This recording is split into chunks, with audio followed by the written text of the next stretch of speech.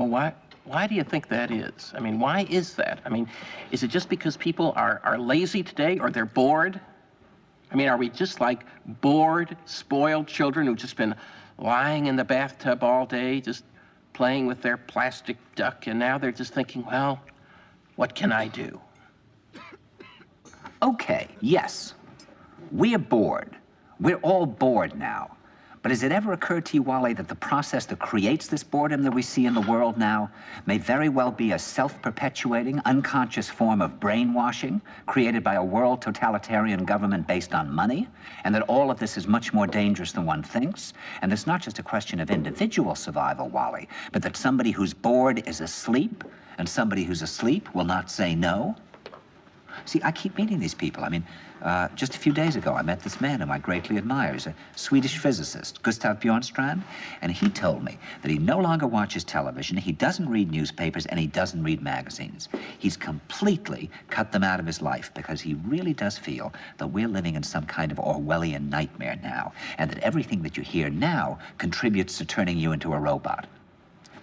And when I was at Findhorn, I met this extraordinary English tree expert who had devoted his life to saving trees. Just got back from Washington, lobbying to save the redwoods. He's 84 years old. He always travels with a backpack because he never knows where he's going to be tomorrow.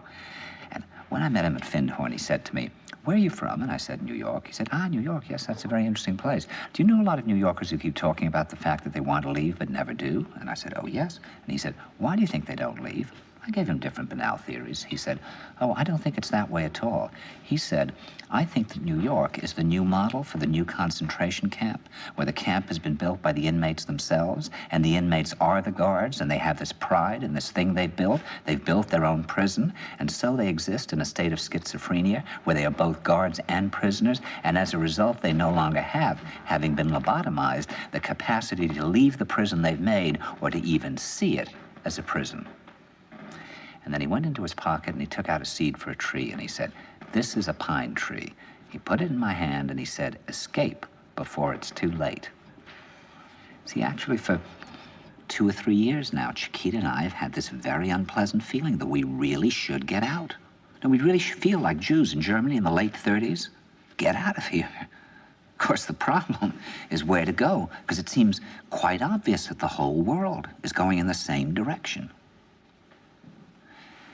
See, I think it's quite possible that the 1960s represented the last burst of the human being before he was extinguished, and that this is the beginning of the rest of the future now, and that from now on there'll simply be all these robots walking around, feeling nothing, thinking nothing, and there'll be nobody left almost to remind them that there once was a species called a human being, with feelings and thoughts, and that history and memory are right now being erased, and soon nobody will really remember that life existed on the planet.